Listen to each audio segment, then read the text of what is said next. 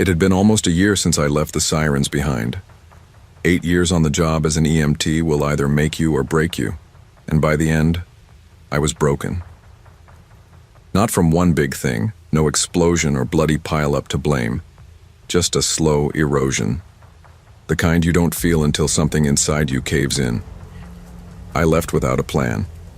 Sold my place in Fort Worth, moved west where rent was cheap and expectations were lower. I thought I'd get into vet work, or maybe take a few courses. But mostly I slept too much, drank too much, and thought too much about things I couldn't change. Then came the job at Quick Fast, a 24-hour gas station off Route 179, about 10 miles outside Weatherford. It wasn't glamorous, but it paid just enough and kept me busy on the night shift. My kind of hours, no rush, no people screaming, and nothing bleeding on my boots. The only other person on nights was Russell, a middle-aged guy with bad knees and a boxy frame who walked like his joints were full of gravel. We didn't talk much. He mostly stayed in the back, counting inventory and listening to old country on his ancient flip phone. I was fine with that. Quiet was good. Quiet meant nothing went wrong. But that night, November 15th, 2022, quiet didn't last. I remember it was cold, not winter cold, but wet, bone-deep cold. A drizzle hung in the air like it didn't know how to fall properly. The streets were empty, the pumps were silent. Even the crickets had given up. It was 11:47 p.m. when the chime over the glass door rang. I looked up from a half-solved crossword, expecting a trucker, or maybe a local drunk. Instead, a man stepped in wearing a damp hoodie, jeans soaked from the cuffs up, and in one hand, a red plastic gas can. He didn't speak, just stared past me, toward the back of the store. He was thin, not starved, but that wiry, weather-worn kind of thin you see in men who live in their cars or haven't had anyone care for them in a while. His face was blank, like a photograph left out in the rain. Nothing to read there, just washed-out features and empty eyes. "Pump's not working tonight," I said, like it was any other transaction. "Before you need to pay inside." He turned away before I could finish, slipped down the snack aisle past the display of 2-for-1 Monster cans and rotating beef jerky rods. I watched him on the overhead cam, trailing a small puddle of rainwater, his footsteps soft, but too slow. Then he vanished off camera. I was about to call out when Russell's voice came over the intercom. His voice was gravelly, scared. "Mags, don't move, he's holding something." I froze. "What?" "He's got something in his hand. I saw him by the cooler. Not a gun, something else. Metal, big." My fingers hovered under the counter just above the panic button, the silent alarm we were trained to hit only if it was life or death. Then the man appeared again. Only this time he had an axe. He held it low, the blade rusted, handle chipped, like something salvaged from a junkyard or a house fire. But the way he gripped it, that told me everything. It wasn't for show. It wasn't for fear. He was going to use it. He looked up and smiled. Not a wide grin, just a little curl at the corner. A smile like he'd seen this play out before. I slammed the button. He didn't flinch. "You always call them," he said. His voice was soft, raspy, as if his throat had been burned. "Always the same. Same lights, same sound, same look on your face." It hit me then. Not a memory, but a feeling. Recognition. This man, he knew me, or thought he did. He stepped forward, dragging the axe blade across the wire snack racks, knocking off bags of Doritos and Pringles one at a time. The screech of metal on metal sent chills up my spine. Not just because of the sound, but because he was toying with me, making a mess like a child bored at a grocery store, the kind of chaos you can't explain. I backed toward the door behind the counter. "Sir, look," I said, trying to keep my voice level. "You don't need to." Wham. "Whatever's going on, we can talk, okay? Just..." He brought the axe down on the counter, not 5 inches from my hand. The impact cracked the cheap laminate. I stumbled back and ducked into the office, slamming the door and locking it behind me. Russell was already on the floor, one hand clutching his shoulder, blood seeping between his fingers. "He got me," he gasped. Didn't see him swing, fast, too fast. I helped him lean against the filing cabinet and picked up the phone, dialing 911 with shaking hands. The dispatcher answered fast. I gave the address, told her we had a weapon on site, one injured, one unstable suspect. "He's still inside," I whispered. "We're locked in the office. There's blood." "Stay on the line," she said. "Officers en route. 9 minutes. 9 minutes." The man outside began humming. It was tuneless, slow, childlike. "You always call them." He was talking to himself now, or to us. Maybe both. I watched him on the grainy black and white monitor as he paced the aisles, dragging that axe like it was a leash. Every few seconds he'd stop, sniff the air, tilt his head. Russell groaned beside me. I pressed my hand against his wound. No arterial spray. Probably muscle. Painful, but not fatal. Then the man stopped in front of the office door. He leaned close to the glass, peering in like he was checking on a pie in the oven. His mouth moved again. "You don't remember me, but I remember you." I didn't answer. I just stood frozen by the monitor, one hand on Russell's shoulder, the other gripping the receiver like it might sprout teeth and bite me if I let go. He tapped the glass once with the head of the axe. Not hard, not enough to break it, just enough to make a ping. Then he tilted his head, watching us like a bird might watch something wounded in the grass. "Maggie Dorset," he said. That stopped me cold. I hadn't worn a name tag since the 3rd week here. It scratched too much, and no one cared about names on graveyard shift. I never said it aloud in front of customers. Never. "You patched up my brother, back in 2018, southbound 820 near Bryant Irvin. Red Civic. He was bleeding out. You told him he'd be fine." I searched my memory, but my brain was swimming in adrenaline. The name, the face, it wasn't coming. "I remember," he said, almost smiling. "He wasn't fine." He started pacing again, slowly, like each step had its own gravity. "I found the report, online. You said the liver was ruptured, nothing you could have done." He stopped. "I read that line 500 times, nothing you could have done." That's when I realized. He wasn't just broken, he was anchored. Stuck in that night, spinning it over and over until it hardened into something cold and permanent. "I'm sorry," I said, voice shaking. It means I tried. I swear I tried. I don't remember everything, but if I was there, if I said Russell winced beside me, blood was still trickling, but slower now. The man chuckled softly. It was the sound of someone choking on a joke only they understood. "You were calm. You held his hand. You told him he'd make it." Then his voice shifted, lower, thicker. "You lied."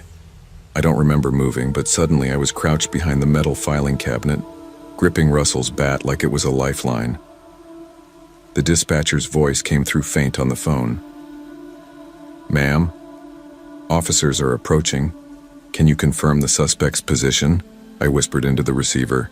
"He's just outside the office door, talking to us. Do not engage, stay quiet.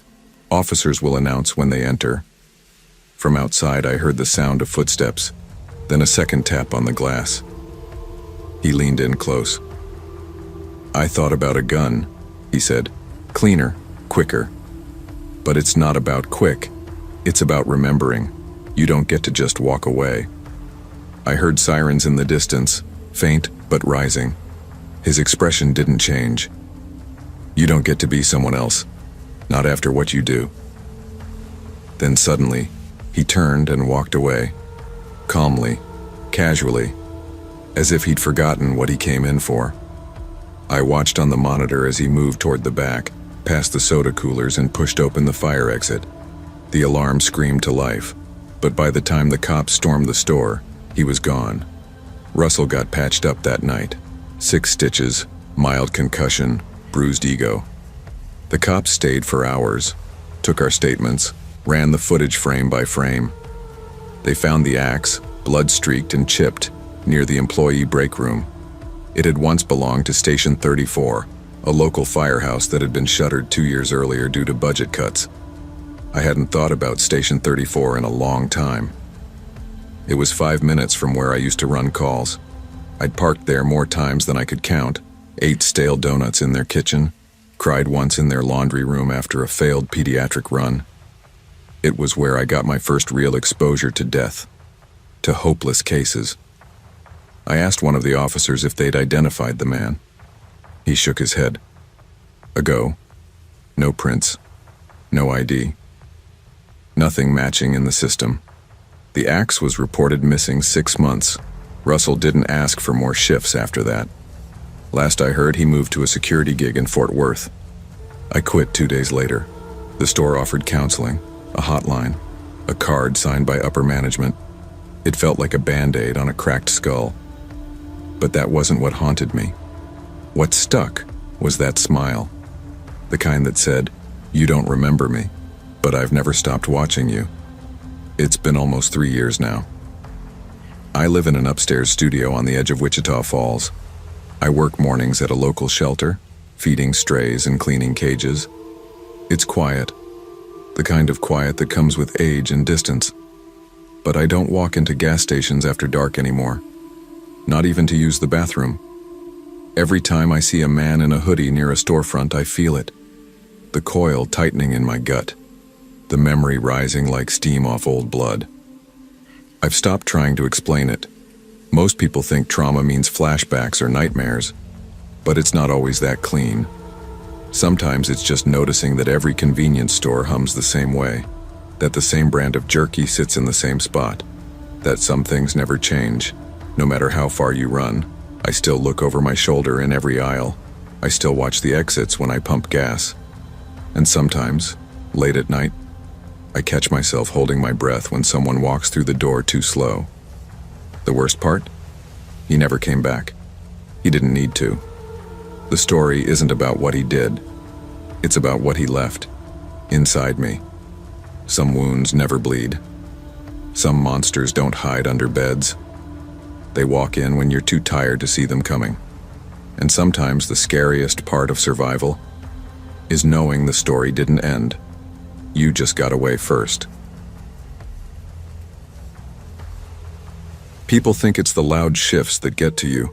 Rowdy drunks, late-night fights, the guy screaming about expired lottery tickets. But it's not. It's the quiet ones. The stillness that settles between 12 and 3 a.m. when the whole world feels like it forgot you exist. That's the kind of quiet that creeps under your skin, makes you second-guess your own reflection in the soda fridge glass. I've always been a night owl. Grew up in a house where silence meant safety. My dad was a drinker and my mom vanished when I was 12. Staying up past midnight became a habit. I liked the dark. It didn't expect anything from me. And when my boyfriend of 4 years cheated and moved out in the same week our lease was due, I found myself clinging to any shift I could get, especially the night ones. The Beacon Gas Express on Mulberry Ridge paid crap, but they didn't ask questions. I showed up. I stocked shelves. I went home. Simple. But the thing about quiet jobs is, you start noticing things that don't make noise. Little oddities, subtle shifts. I'd been working there for 6 weeks, and that Saturday in October started like the rest. Too many energy drinks in the cooler, no working camera outside, and one flickering pump light that always made me feel like someone was standing just out of view. It was around 12:22 a.m. when the door chime went off. I looked up from my crossword. A man stepped in, tall, late 40s, salt and pepper hair, clean-shaven like he stepped out of a cologne ad. Dark coat, leather gloves, way too dressed up for a back-road gas station. He didn't buy anything. "Slow night?" he asked, his voice smooth and calm like he already knew the answer. "Pretty much dead," I replied, trying to keep it light. He didn't smile, not really. He just lingered, leaned on the counter like he was waiting for something. Then came the questions. "You from around here?" "Not really," I said. "Ever get nervous working alone?" I gave a polite shrug. "You like being seen?" That one threw me. I laughed it off, played it cool. He was probably just bored. But something about the way he said it, like he wasn't asking about the job, but something deeper, something personal. "You always close by yourself?" he asked. "No," I lied. "Co-workers out back, smoking." He tilted his head just slightly. "Right, the tall guy in the red shirt?" I didn't answer. There was no co-worker, no one else on shift. I hadn't even seen anyone in a red shirt all day. He tapped the counter twice, slow and deliberate, then walked out. Just like that. The moment the door shut behind him, I went to the back room and locked the door. My hands were trembling. I stared at the wall for a second, trying to process what just happened. People come in weird sometimes. It's a gas station. You get all kinds. But this wasn't weird. This was wrong. I pulled up the exterior feed on the old monitor. Static. The camera facing the front lot had been glitchy for weeks, but this was full static, white noise and black snow. I smacked the side of the monitor. Nothing changed. A few minutes passed. I started to calm down. Maybe he was just some lonely guy looking for someone to mess with. Maybe it was a test. See if I'd spook easy. But I couldn't shake that feeling in my gut. Not fear. Something worse. Recognition. Like I'd seen him before but couldn't place it. A face from a dream. Or maybe a warning. At 12:58, the bell chimed again. I nearly jumped out of my skin. This time it was him, and he wasn't alone. The woman who walked in with him was tall, wrapped in a beige trench coat, scarf pulled tight around her jaw. Blonde hair, dark lips, sharp cheekbones that seemed carved. She smiled immediately like we were old friends. "Hey," she said cheerfully. "Pay. Real benefits. You'd be perfect. We're actually hiring for a new media startup. Remote work." "Great." I blinked. "I'm not really looking right now." She leaned in, still smiling. "Show you the site. It's legit, I promise. It's a once-in-a-lifetime kind of deal. Just 5 minutes outside. We'll..." Something about her energy felt manufactured, like a puppet show just barely hiding the strings. My eyes flicked to the monitor behind the counter. No car at the pumps. But way off in the tree line, past the floodlights' reach, 2 pinpoints, headlights, no engine running, no movement. "Yeah, I'm gonna have to call my manager real quick," I said. "He's actually on his way." Her face twitched, barely, but it was there, a flinch. Then he stepped up beside her, too close. His voice dropped low, but clear enough to hear. "You should have come the first time. Now you've wasted our time." The bell rang again. "Absolutely. Here's the continuation of Don't Stay Past Midnight. Chapters 3 through 5, keeping the same grounded horror tone and first-person style." I didn't even have time to think before the bell rang again. A family walked in. A mom and dad, mid-30s, 2 kids no older than 10. The kids darted toward the candy racks like they'd just been released from a cage. It broke the tension so fast it felt like a hallucination. The woman in the scarf straightened up. Her voice flipped back to cheerful in a heartbeat. "Have a good night," she said lightly. And then they were gone. No goodbyes, no glances, just 2 silent shadows slipping out the door and disappearing into the dark. I stood frozen behind the counter while the family shopped. I didn't say a word. When they finally left, I locked the front door behind them, even though we weren't supposed to, and slid the chain across for good measure. Screw the rules. I needed the shift to end, not get worse. The rest of the night dragged like a bad fever dream. I kept glancing out the window, but the lights in the trees were gone. The glitchy camera feed still buzzed with static. I made 3 fake calls to my manager, holding the phone to my ear just in case they were still watching, just in case they came back. But they didn't. I didn't sleep the next morning. I lay on my couch, blinds closed, TV muted, playing that moment over and over in my head. The way he knew I was alone. The way she kept smiling even when I said no. The headlights in the trees. The stillness. It wasn't until 2 days later that the cop came by. He showed up in the late afternoon, just before my shift. Uniformed, clean-cut, not too old. His name was Officer Lindell. Said he was following up on a report about a woman gone missing from a gas station 2 towns over. Said she'd last been seen talking to a couple outside a Quick Go around midnight, same night as my incident. Tall man, dark coat, blonde woman in a scarf, he said, watching my reaction. I told him everything. He scribbled notes while I talked. Too quickly, I thought, like he already knew this story. Then he asked to see our camera feed. I brought him back and showed him the monitor, now working fine, of course. The outdoor footage from that night was still corrupted. He jotted that down too. He thanked me and left, but not before saying, "You did the right thing. These folks move around. Never hit the same place twice, but they leave breadcrumbs." I didn't ask what that meant. 3 nights later, someone spray-painted the word liar across the back service door in thick red paint. I found it at 6:03 a.m., just as I was finishing the shift. I filed a report. The manager said it was probably kids. Graffiti wasn't uncommon, he claimed, even though we'd never had any in the 3 years that store had been open. I knew better. I'd seen the paint. It wasn't random, it was sharp, controlled, personal. I put in for a shift change the next morning, day shifts only. No exceptions. They said I was being paranoid, said I was letting fear shape my reality. One of the assistant managers even smirked when I explained what happened. "You watch too many crime shows, he said, but he let me switch shifts. I lasted 3 more weeks. Then a news story hit local feeds. A burned-out car found in the woods near Silva. Body unrecoverable, no ID. But fragments of fabric, scarf, coat lining, matched those described in 2 separate gas station police reports. The couple was never found, and I never went back to nights. I moved 3 months later. Got a front desk job at a dog kennel just outside Boone. Still minimum wage, still on my feet all day. But at least the place has windows, and people, and locks I can trust. I keep the store's old key in my junk drawer, taped in a Ziploc bag with the word "remember" scrawled across it. Because what happened to me wasn't a story. It wasn't a close call or a lesson in caution.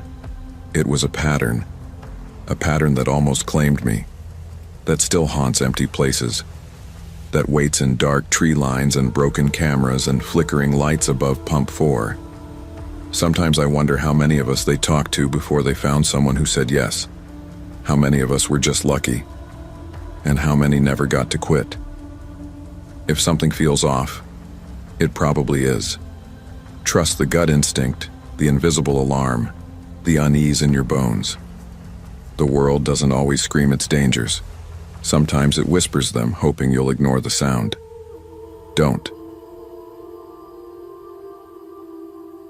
I've always believed places hold memory, not just the kind etched into buildings or road signs, but the kind that clings to the air. Ridgeway was one of those places, the kind that doesn't want to be remembered but doesn't let you forget. I'd been 3 weeks on the road. No plan, just a cheap rental and a half-finished article that no one had asked for. I was writing about dying towns, the quiet spaces between exits, places you blink through without ever stopping. I guess I wasn't looking for a story. I was looking to disappear into one. By the time I pulled off Old Timber Road, snow had started to drift sideways across the windshield like loose static. Ridgeway fuel stop looked like a mirage. The red paint had curled back from its wooden frame. One light flickered above the front door, barely illuminating the cracked concrete beneath it. I was running on empty, gas and willpower both. Inside, the place smelled faintly of coffee and old oil.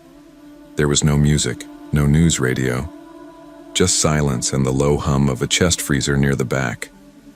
Behind the counter sat a young woman, maybe mid-20s, with pale skin and messy blonde hair tied in a low knot. She didn't look up when I came in, just flipped a page of her paperback and nodded in my direction. I grabbed a bag of jerky, 2 bottled waters, and poured a black coffee from the thermal pot that looked older than I was.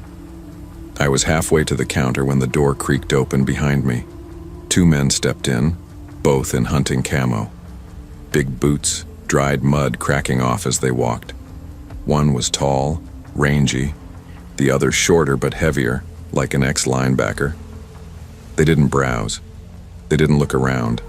They just looked at me. "Out of town?" the taller one asked, like it wasn't a question. I nodded. "Just passing through." He grinned without humor. "Road's about to ice over." "I'll take my chances," I muttered, stepping forward. The woman scanned my items slowly. Her voice was barely above a whisper when she said, "Don't hang around here too long." She didn't meet my eyes. I paid in cash, something I rarely did. The silence followed me out into the cold. That should have been the end of it. It wasn't. The pump didn't work. I slid my card in. Nothing. Tried again. Still nothing. I pressed the screen. It flickered, then died. The nozzle was frozen to the holster like it hadn't been used in weeks. I turned back toward the store. The two hunters were still inside, standing where I left them. But the cashier, she was gone. I stepped inside again. "Hey," I called. "Pump's not working." No answer. The taller man tilted his head. "She's out back." It wasn't the words. It was how he said them, like he'd rehearsed them, like he wasn't even trying to sound convincing. That's when my stomach turned. "She didn't even have a coat," I said, more to myself than them. Neither of them moved. I backed out slowly, hands open. Outside, snow was coming down thicker. I could barely see the tree line anymore. That's when I caught movement. Someone standing along the side of the building, peeking from around the corner. It was her. She waved her hand once, then ducked back out of view. I moved quickly, careful not to run. Rounded the corner. She was pressed up against the brick, breath fogging the air between us. "Here," she whispered. "Don't let them box you in. They're not from..." I looked past her shoulder and saw it. Another truck, no lights, parked low in the snow just beyond the property line.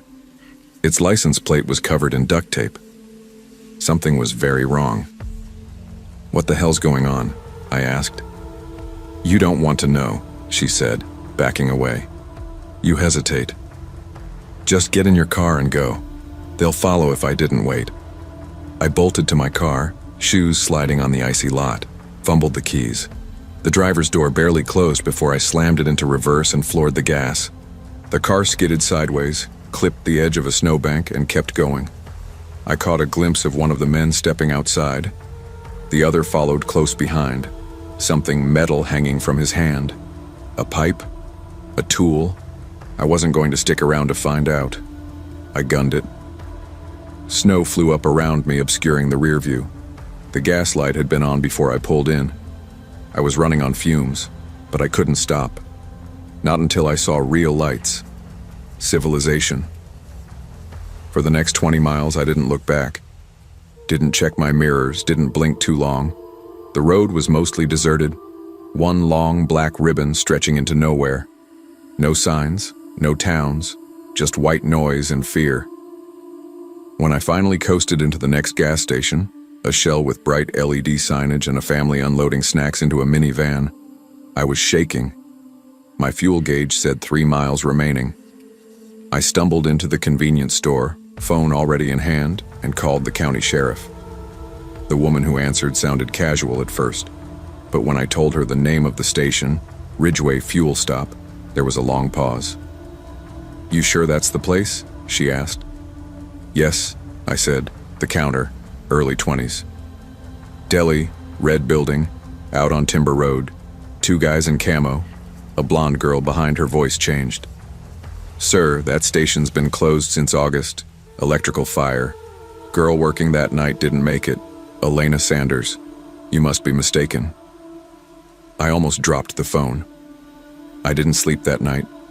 I sat in the parking lot until dawn, doors locked, engine running, eyes glued to the road. Every time a pair of headlights appeared, my stomach knotted. I pulled the receipt from my coat pocket around 3 a.m., needing proof I hadn't imagined it all, but the paper was blank. The ink had bled, twisted into black static, Nothing legible. The coffee cup still had Ridgway's logo, but it looked older than I remembered. Faded, like it hadn't been printed in years. I started searching online.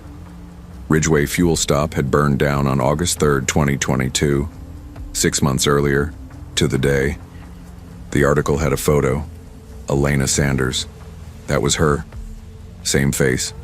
Same paperback novel on the counter behind her. Same smirk that never quite reached her eyes. I wanted to vomit. I closed the laptop and sat in silence until my battery died. I don't tell people that story anymore. I tried once at a bar in Pittsburgh, drunk enough to stop caring about how I sounded. The guy next to me just laughed and asked what I was really on. I don't write about Ridgway. It's the one chapter that never made it into the article. It's the ghost story that clings too close to the skin. The thing is, I've seen places fall apart. Ghost towns, abandoned rest stops, the edges of America where the lights don't stay on anymore. But Ridgway wasn't just forgotten. It was still there, waiting, and something else was waiting inside it. Sometimes I dream about Elena. She's always standing behind the counter, flipping a page, looking up just long enough to whisper something I can't quite hear. I've stopped trying to understand what Ridgway was, or is. Some things don't need to be written down.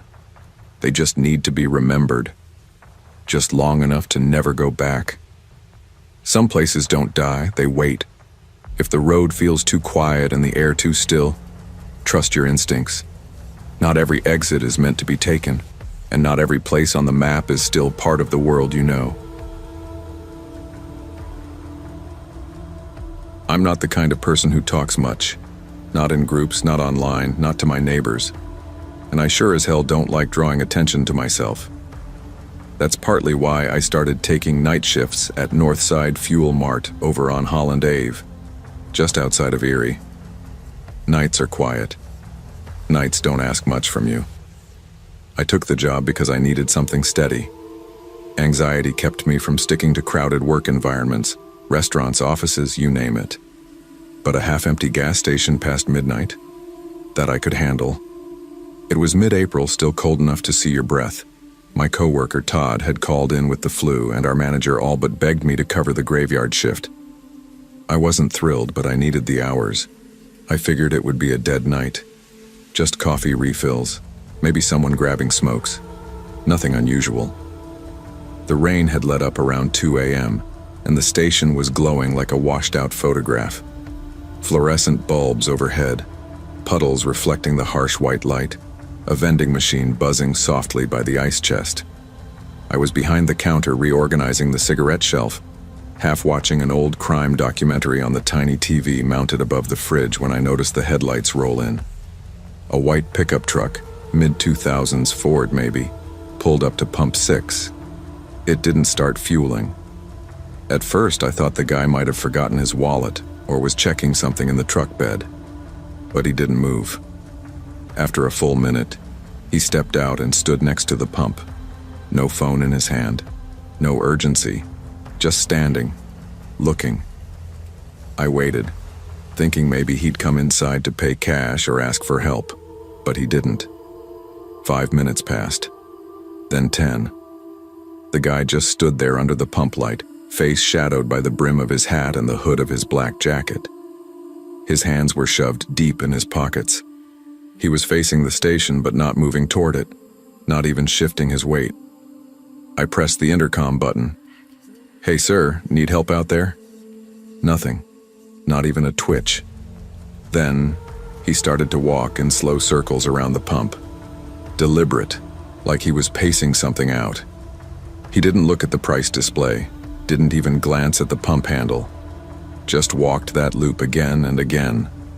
That's when I started to get the feeling. You know the one. When your gut tightens for no good reason and your brain whispers that something's not right, even if you can't say what. Then he looked up at the security camera directly above the pump and smiled. Not the kind of smile you give when someone holds a door open. No warmth. No friendliness. Just this slow, off-kilter grin that curled up one side of his mouth while the rest of his face stayed stone still. I didn't even realize I'd stepped back until I felt the edge of the ice cream cooler behind me. I muttered "nope" under my breath, ducked into the back office, and locked the door. Inside, I pulled up the camera feed. There he was, still circling, still watching. And that's when I noticed the passenger door. It was slightly open. Barely more than a crack, but enough. Enough to see what looked like a person slumped inside. Long hair, pale, not moving. I squinted. Could have been a woman, could have been a mannequin, could have been dead for all I knew. The power flickered then, just once. Just enough to make the screens blink out and come back. When they did, he was gone. I froze. There was no ding from the front door, no footsteps, no engine sound, just silence. My eyes darted to the back monitor, and my heart nearly dropped into my stomach. Nothing on camera. I checked the lot feed, truck still parked. Passenger door now closed. That meant he was somewhere between me and the pump. Then, a knock. Not from the front. From the back door. The staff door. The one I had locked when I came in. I held my breath. Another knock. Louder.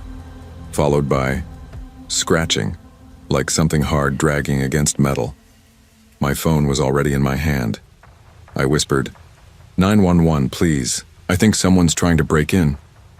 The dispatcher stayed calm, told me officers were 5 minutes out, maybe 6.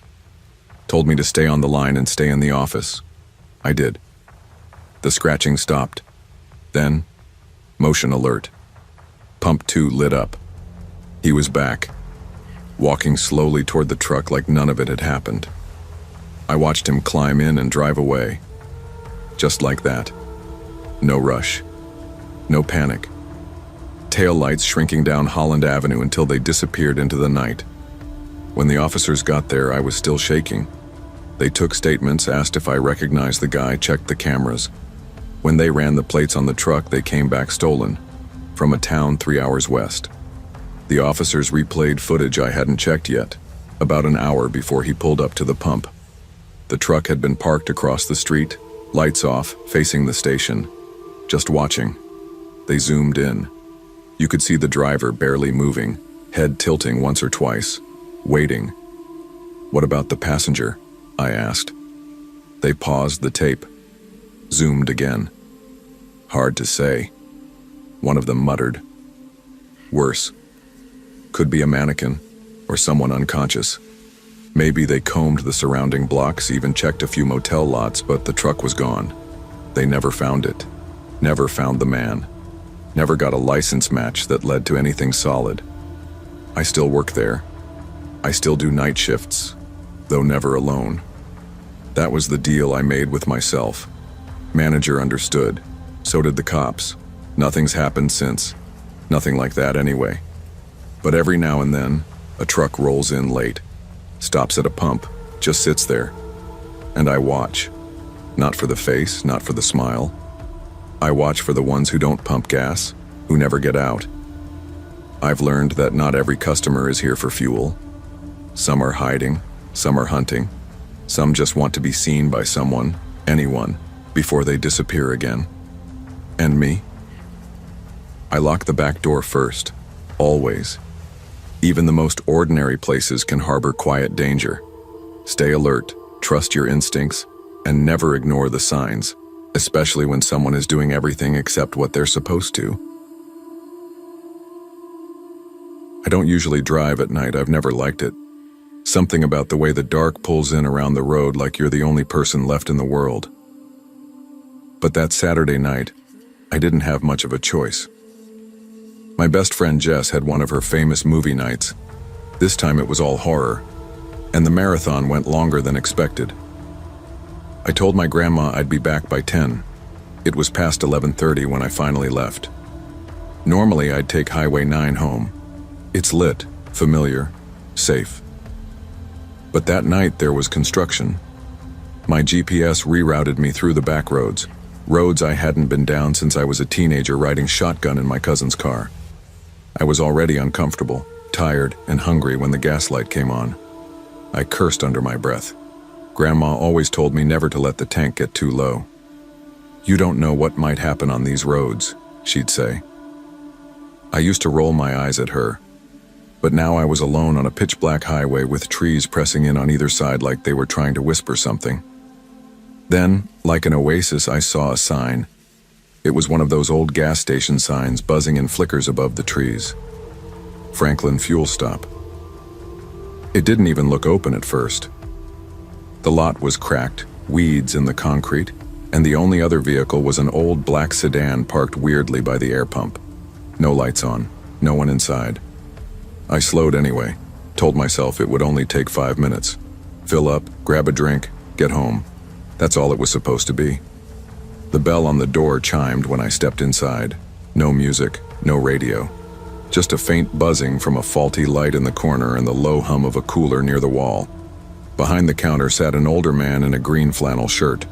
Looked like he hadn't shaved in a few days. He was working on a crossword puzzle, pencil tapping the edge of the counter. I gave a soft, "Hi," and he barely glanced up. The place smelled like old floor cleaner and stale coffee. One soda fridge, one shelf of snacks. No hot food, no Slurpee machine. I grabbed a bottle of Dr. Pepper and a granola bar. As I paid, I asked, "Pump still working?" The man looked up slowly like I'd asked him for his social security number. Pump. Cash only, though. "Yeah," he said. I nodded, handed him a 10, and stepped back outside. The night air hit different. Heavy. The kind of heavy you only notice when you realize how alone you are. I turned toward my car and froze. The black sedan's driver door was open. No one had walked past me, no footsteps, no sound. The door had been closed when I walked in. My hand tightened around my keys. I moved fast, popped my gas tank, and started pumping. My eyes kept flicking around the lot, scanning the shadows. That's when I heard him. "You from around here?" He wasn't there a second ago. Now he was standing maybe 10 feet away. Tall, dressed in dark jeans and a zip-up jacket pulled all the way to his chin. Ball cap low over his face. I didn't hear him approach. No crunch of gravel. Nothing. I cleared my throat. "Just passing through," I said. Tried to sound bored, not scared. He tilted his head. "Out here alone." "These roads," he said, voice low and even. "Not safe. Girls shouldn't stop. I won't be long." "You don't look like you're in a rush." The pump clicked. I nearly cried from relief. I yanked the handle, shoved it back into the cradle, and turned to face him. He was closer now, a little too close. "You waiting on someone?" he asked. "No." "You sure?" I took one step back, angled toward my car. "Yeah, sure." My phone was still inside, my purse too. I kept my keys tight in my fist. I glanced toward the station window. The clerk was gone. The lights inside flickered just once and the front went dark. My breath caught in my throat. Then I saw it. My passenger door was cracked open. I hadn't opened it. "Back off," I said. Louder this time. My voice sounded higher than I wanted. The man didn't move. Then the sedan headlights flicked on behind him. Somebody was sitting in the front seat, watching. That's when I moved. I didn't think. I dove into the driver's seat, slammed the door shut, and locked it all in one motion. I reversed fast, tires squealing, nearly clipping the rusted mailbox by the exit. My heart was in my ears. My hands were shaking so hard the wheel rattled. I didn't look back. Not until I hit the 2-lane stretch that curved toward the state road. Still no headlights in my mirror. I didn't stop driving until I saw the lit sign of a Dollar General 12 miles down. I pulled in, jumped out of the car, and ran inside. The poor kid behind the counter looked terrified when I begged him to call the cops. 20 minutes later, an officer showed up. I told him everything. He listened, asked questions, took down my information. He called for another unit and said they'd go check out the station. He came back 30 minutes after that, shaking his head. "Ma'am," he said, "Franklin Fuel Stop's been shut down for months. No working permits, no utilities. It's been off the grid since April. You didn't walk into a gas station.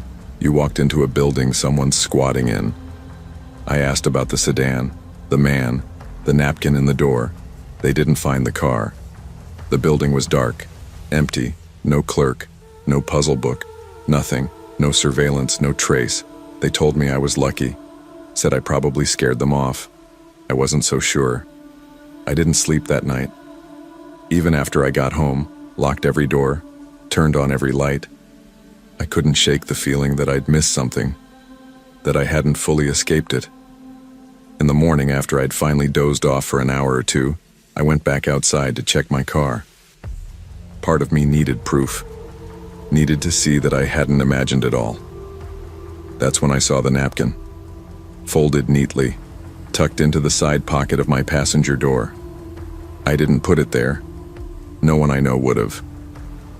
I unfolded it slowly, stomach turning. In uneven handwriting it said, "You left the back unlocked." I stood in my driveway, staring at it for what felt like forever. I still have it, in a drawer. I couldn't bring myself to throw it away. I don't know why. I haven't driven alone at night since. I don't take shortcuts, and I never let my tank drop below half. Some places aren't abandoned. They're waiting, and danger doesn't always shout. It watches, it waits, and it walks right up to your passenger door when you think you're alone. Trust your gut, lock your doors, and never ignore the signs, even when they come wrapped in quiet. I've always been more comfortable with silence than conversation. It's easier to make sense of a spreadsheet than people. That's not bitterness, just honesty. I'm a data analyst, the kind of guy who disappears into rows and formulas. I was always good at numbers, not feelings. After my divorce last winter, the silence got worse. It wasn't peaceful anymore. It was hollow. I started working later and later, not because I had to, but because it gave me something to focus on. I'd stay at the remote satellite office in Forest Lake well past midnight, just me and the glow of 2 monitors in a building no one else touched after 5. It was early July, humid and dead still. I'd been sitting at my desk since about 5 p.m., staring at models for a client presentation due Thursday. Around 2 a.m., my eyes burned. My spine ached. I stood, stretched, and realized I needed a drink or I'd fall asleep right there. The vending machines in the building hadn't worked in weeks. I remembered the lakeside shell down the road, just a quarter mile into the trees near where the reservoir used to be before it dried up 2 summers ago. That place always looked a little forgotten even during the day. At night it was worse. It glowed faintly behind thinning pine trees, 2 old pumps out front and flickering signage that probably hadn't been updated since Y2K. Still, it was the only place open. I grabbed my wallet and keys and made the short drive. I figured I'd be in and out in under 5 minutes, at most. I pulled into the lot and parked near the second pump. The lights overhead buzzed and flickered like they were tired of doing their job. The building sat low and quiet, a glass front with dusty windows and a faded open sign half lit in the corner. When I stepped inside, the door buzzed with that metallic hum you only hear in gas stations and old diners. No chime, no welcome. The store was dim. A single cooler hummed softly along the wall. The overhead lights were faint and yellowing, like they hadn't been replaced in years. No music, no sound from the clerk.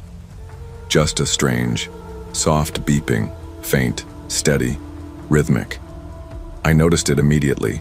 It was coming from the back corner near the cleaning supplies. Behind the counter sat a man, late 50s maybe, wiry frame, gray beard. He was flipping slowly through a tattered paperback novel, one hand resting on the counter like he'd been there for decades. He looked up, eyes pale and bored, and gave me the smallest nod. I walked the aisles, grabbed a bottle of root beer and a protein bar. The beeping never stopped. At the register, I asked, "You hear that? That beeping in the back?" The clerk froze. Just for a second.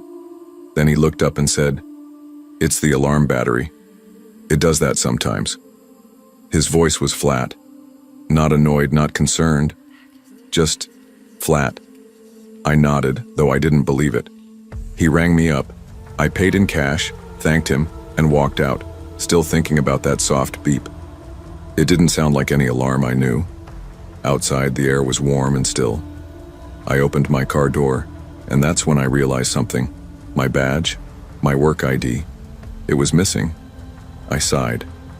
I'd probably left it on the counter when I pulled out my wallet, so I went back in. The moment I opened the door again, I knew something was wrong. The store was completely empty.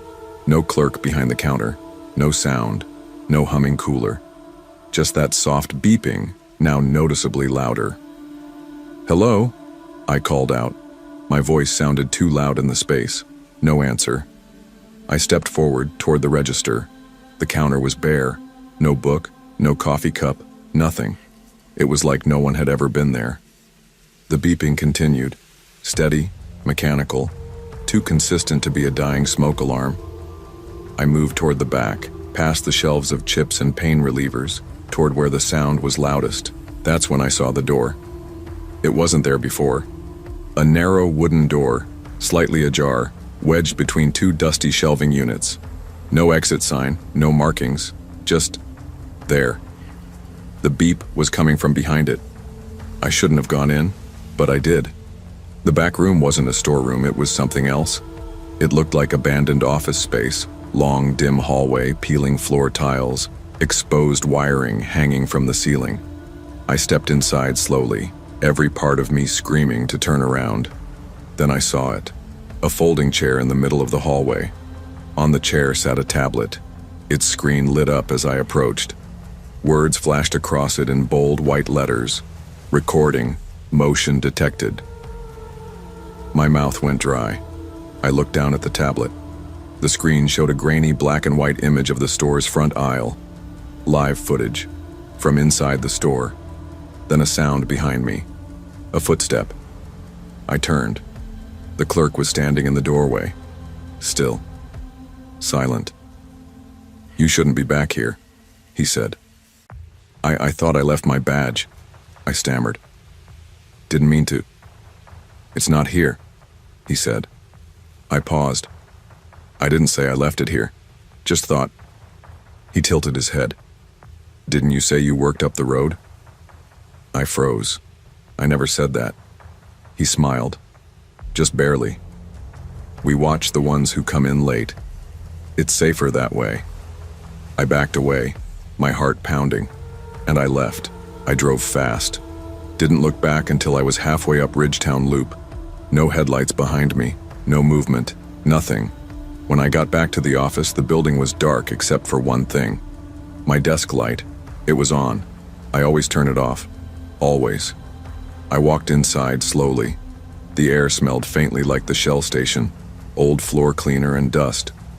When I got to my cubicle, I saw it, my badge, sitting on the chair, where I'd left it hours ago. I never took it to the gas station, but somehow I had been sure I did. I stared at it for a long time. I don't know what I walked into that night. I don't think I ever will. Sometimes the quietest places hold the deepest unease. Trust your instincts when something feels off. Curiosity might open doors, but some doors were never meant to be opened. I started driving the empty highways at night like it was therapy. It wasn't about getting somewhere. It was about leaving somewhere.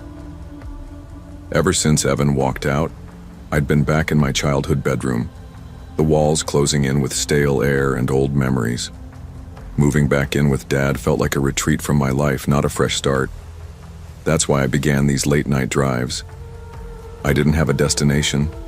I just drove until my gas tank dropped to half, then turned around and headed home. That Sunday night in March was no different. I slipped out around 8 after Dad was asleep, grabbed my coat and hit the road. The sky was clear, and the air smelled of damp earth. There's something in that still night that makes you feel small, like the world out there is endless and forgiving. I drove north on Route 92, past darkened farms and quiet cabins. The road wound through pines and faded byways. My playlist shuffled old folk songs I knew by heart. Somewhere around 9:30, my gas light flickered. I sighed. I should have filled up before leaving Dad's. Not wanting to risk running on fumes, I turned onto a side road and found the Greene County fuel stop. Dusty glass, uneven tile, and dead neon. I parked and stepped out. The chilling hum of nighttime hush struck me full force. My phone showed 9:38 p.m. Inside, it felt like time had dug itself in there. The bell over the door jingled weakly, and the only employee was a pale kid in a hoodie, one earbud still in. The aisles were stacked with week-old sandwiches, dusty candy, packets of gum. I walked to the cooler for a soda I didn't need. I wasn't thirsty. I just wanted a reason to stay outside the house. That's when I noticed him. A man maybe mid-40s, tall and stiff, in a faded army jacket. He walked with a limp, favoring one side. I watched him drift through the aisles, never picking anything, like a ghost in half-memory. He seemed lost, but intentional. He paused in front of the hot dog roller, centered in the store. He just stared. My heart ticked up. Curiosity, dread, something primal tightening in my throat. I finished my soda, paid. The kid gave me a sideways look and said, "Don't let that guy bother you," and stepped outside. I didn't know why I didn't just leave. The parking lot was empty except my car and his hulking silhouette by the payphone. I stood next to my door, fidgeting with the keys. He didn't move. Eventually, I caught sight of the watch strapped to his wrist, an old, battered analog with a cracked face. I looked closer. The hands were stuck exactly at 9:38. My breath caught. I glanced at my phone. 9:38 p.m., as steady and precise as that broken watch. I felt cold. My hands trembled as I got inside, gas cap still open. The man didn't glance my way, but I could feel his eyes in my stomach. I slammed the door, locked it, and started pumping. Heart pounding, I tried to steady my breathing. I told myself he was just someone passing through. But his presence felt deliberate, predatory. I watched him. He didn't approach, he just watched, limping, staring, never blinking. And that watch.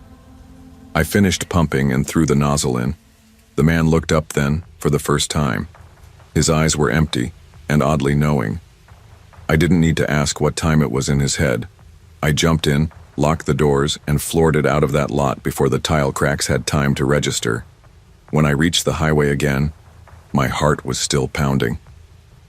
I replayed the image. Watch frozen at 9:38, limp, empty eyes. Why was he there? Who was he waiting for? My rear view never showed his sedan, but I could feel his presence at my back window sleepwalking along for miles. I didn't sleep that night. Every time I closed my eyes, I saw that limp, shuffling gait and his watch caught in streetlight. Dad checked in at 2 a.m., knocking gently to ask about my shout when I locked myself in the bathroom. "I'm fine, Dad," I whispered, not trusting my voice. He left with that slow groan of someone too old to argue late-night sets. I lay there in the dark, staring at the ceiling, mind drumming back to that gas station.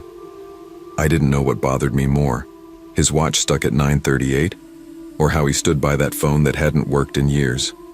By dawn, sunlight felt obscene. I forced myself up, had coffee with Dad, didn't speak of the night. I threw on clean clothes and headed to a coffee shop, hoping daylight would unravel the knots. But shadows lengthened in my mind even as the sun climbed. That night, Dad woke me around 2. He was holding my phone like someone holding a grenade. "There's a voicemail," he said softly. I shook. I had no voice. I grabbed it, thumb hovering. The timestamp, 9:38 p.m. I punched play. First, crackling static. Then, quick, ragged breaths. Then a low, warped whisper. "You shouldn't watch the time so closely. It's watching you back." My skin curdled. Dad let me sit there, eyes wide, heart pounding. Is that from last night?" I choked. "It's from 9:38, he said. I burst into tears, the weight of it flooding everything. The watch, the limp, the voicemail. It wasn't a prank. It was someone watching me. Someone who synced with that warped hour. I haven't driven down Route 92 at night since. I still feel his gaze behind my eyes. The clock on the stove. It stays clean now. I refuse to glance when it passes 9:38 p.m. Moments feel like traps. I never dial a voicemail. I don't leave the lights off after dark. Dad and I joke I've flipped my life upside down because of one watch, a man in a filthy jacket, and some warped message. Part of me wonders if I made it all up. But when your phone shows voicemail 9:38 p.m. and your gut says something unnamed just walked right into your veins, you know. I learned something sharp in that moment. Sometimes aren't just measurements. Some hours are crossroads. And some people are waiting in those minutes, ready to show you the hour that never moves. Time is more than numbers on a dial. It can be a trap, a marker, a warning. Pay attention to what holds still in your life, especially when everything else seems to move.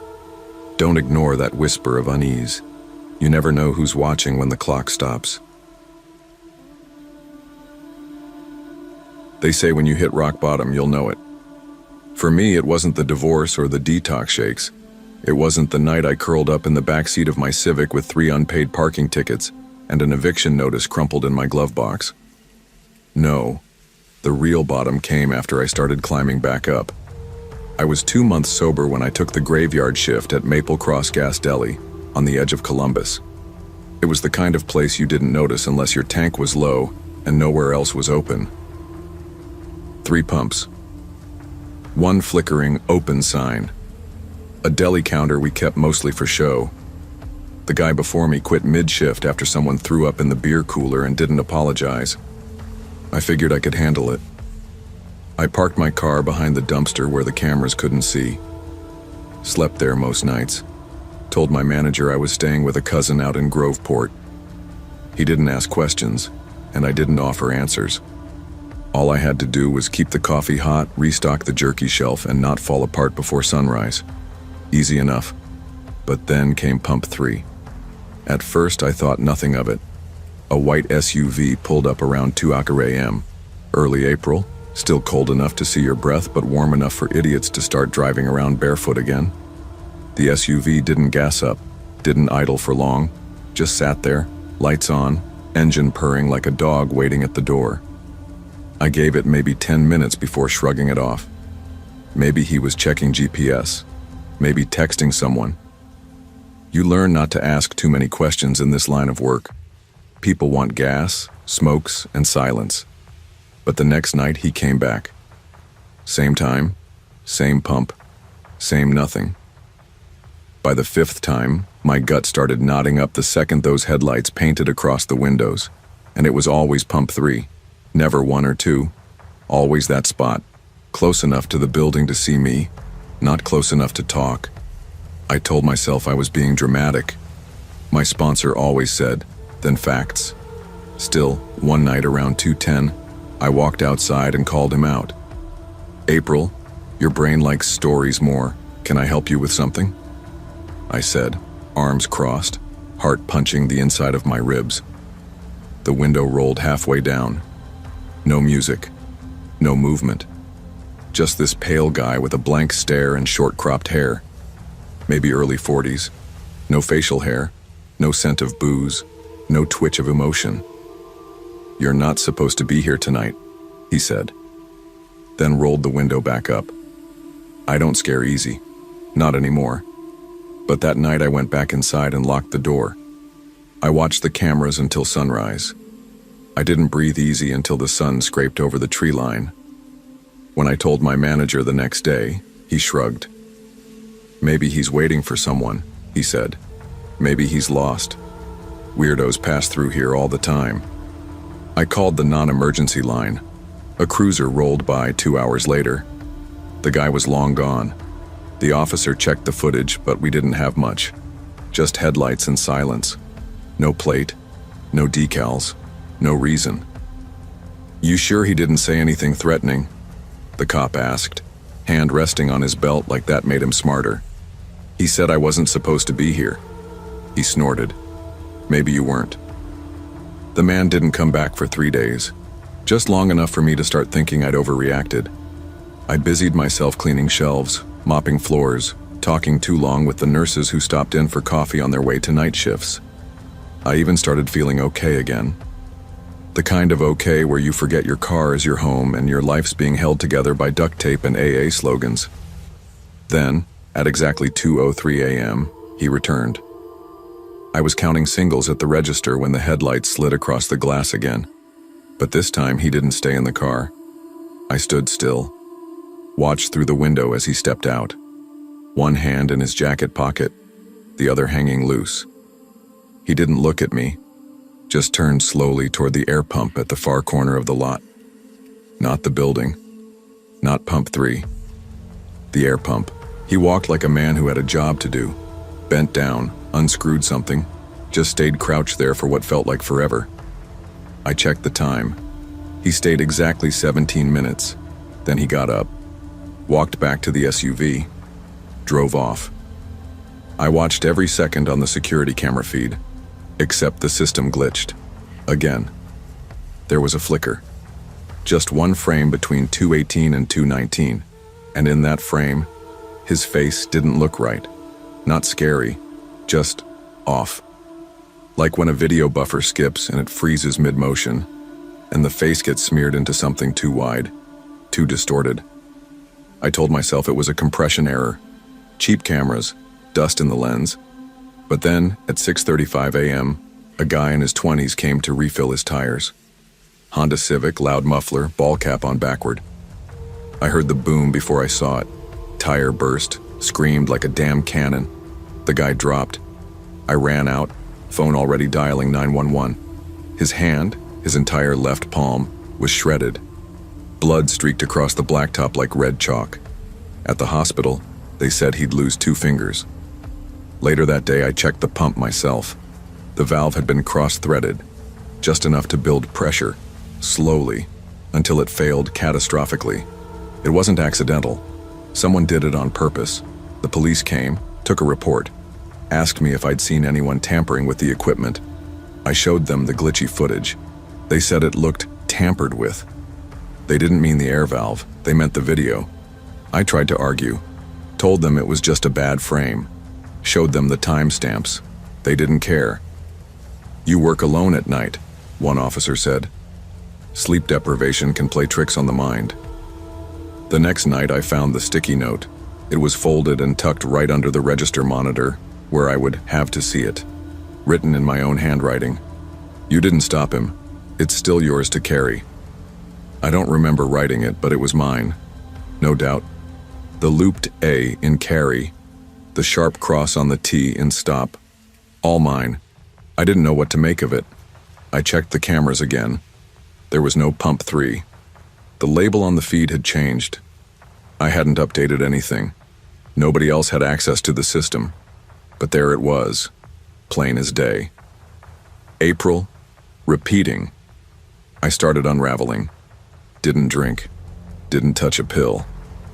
But something in me cracked open like a hairline fracture in glass, finally giving way. I was afraid to sleep. Every time I closed my eyes, I heard the hiss of leaking air. Saw that distorted face. Woke up gasping in the front seat of my Civic, drenched in sweat, the smell of deli meats and bleach clinging to my coat. I called my sponsor, left a voicemail. Didn't say much, just that I was scared and tired and didn't know what was real anymore. No callback. I tried quitting the job, but I couldn't afford to walk away. I needed the paycheck. I needed the parking lot. I needed the illusion that I was still part of something normal. 3 nights later, I sat behind the counter watching the door. I didn't blink. I didn't look away. At 2:03 a.m., nothing happened. No SUV, no headlights. But the pump feed flickered. And then, I swear to God, the display changed again. April, watching. I lasted 4 more days. Then I put in my notice, packed up my stuff and drove. No map, no plan, just asphalt and instinct. I ended up 2 towns over, sleeping behind a different gas station, doing odd shifts at a 24-hour diner until I could scrape together enough to rent a room. I changed my number, deleted my old email, cut ties with the past one thread at a time. Sometimes I still think about that man, the way he moved, the way he said I wasn't supposed to be there, like he knew something I didn't. Maybe it was a warning, maybe a curse, maybe he was right. But what haunts me most isn't the SUV or the pump or the glitchy footage. It's the feeling that I'm still carrying it, whatever it was. Every time I pass an air pump, I slow down. Every time I work alone at night, I check for sticky notes. And every time I see my reflection, I wonder if it's still me. The quietest traumas are the ones we're told not to believe. The scariest things aren't monsters. They're the moments when reality slips, when we realize no one else is watching, and we're left holding something we never asked for. Pain, responsibility, memory. Some burdens aren't yours to carry forever, but you'll still carry them until you choose to set them down. I used to love the quiet. The graveyard shift at Sunoco wasn't glamorous, but it was mine. Just me, an empty parking lot, and a beat-up radio tuned to old detective dramas no one under 30 remembered. I stocked shelves, counted scratch-offs, and sipped gas station coffee that always tasted a little like burnt toast. I liked it that way. Familiar. Still. My name's Noah Darby. I'm 26 now, but for a while, I felt stuck at 25. That's the age my twin brother Nate died. Car accident on the West Bypass May 3rd last year. Hydroplaned and hit a tree. I was supposed to be with him that night, but I picked up a shift. He always gave me hell for working too much. Now I'd give anything for one more argument. I live in a rented room above the laundromat 2 doors down from the station. It's not much. One window, a hot plate, and a mattress thin enough to see the springs, but it's cheap and close to work. That's all I needed, until last month. It started subtle. April 30th, just past midnight. A customer came in, tall guy with a busted denim jacket and 2 Monster energy drinks in hand. He smiled and said, "Bet I'm your most exciting visitor tonight, huh?" Same dry laugh, same exact pause. Nothing unusual, except he came in again 30 minutes later, wearing the same jacket, holding the same drinks, saying the same line, like a movie looped and nobody told the actors. At first I blamed exhaustion. Sleep's been weird since Nate died. Some nights I'd sit on the floor of my room, watching laundry spin downstairs through the vent. I started journaling every shift, thinking I could catch the patterns. That maybe I was misremembering things. Maybe grief really does play tricks. But then the cameras started reversing themselves. Between 12:10 and 1:10 a.m. every night, the security feeds would stutter. Then for exactly 4 minutes and 14 seconds they'd play backward. Not glitchy, not scrambled, just reverse. Like time itself rewound, neat and clean. When I tried to rewind the footage later, it skipped that window like it never existed. Then came the delivery truck. White van. No markings except for duct tape stretched across the back doors spelling a single word. Again. It pulled in at 12:42 a.m., idled for 6 minutes, then left. No delivery, no log, no driver visible, just engine noise and silence. I called the supplier the next morning, still hoping it was just some weird drop-off mistake.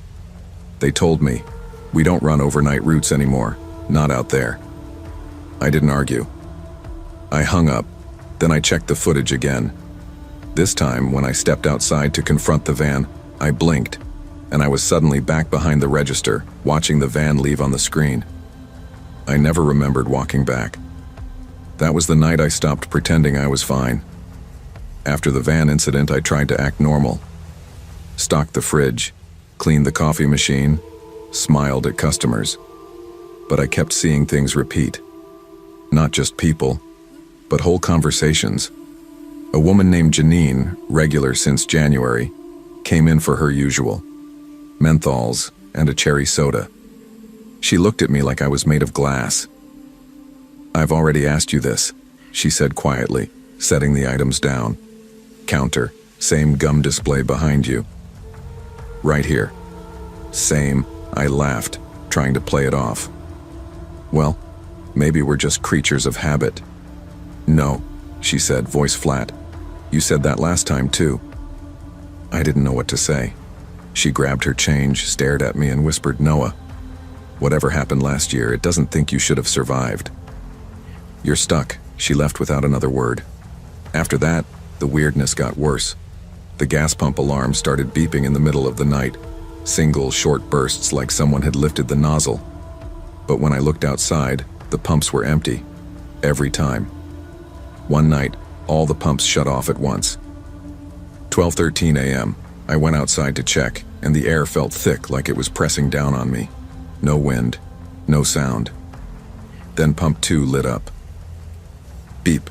Then pump 4. Beep. Pump 7. Beep. Pump 3. Beep. I stared at the numbers and felt my spine go ice cold. It was Nate's birthday. 2473. I don't know how long I stood there, just looking. I finally went back inside and locked the doors. My hands were shaking so bad I knocked over the candy display. The next morning I checked the transaction records. Nothing was logged during that hour, like the store didn't exist. The repetition got tighter. Timestamps on receipts started printing with the wrong date, always 1 year behind. May 2022. I flipped open my logbook and compared notes. The same customers, same sequence, even the same weather. It was like the entire night had been taped over with a copy of itself from last year. Then, one night, the radio slipped into an ad for a pizza place that had closed 8 months ago. I blinked, and the register screen reset itself to the old POS interface we'd replaced last July. The inventory system rebooted. The freezer started humming louder than usual. And that's when I saw him. In the glass door of the freezer aisle, behind the rows of ice cream and TV dinners, I saw Nate, not his body, not a vision, his reflection, waving.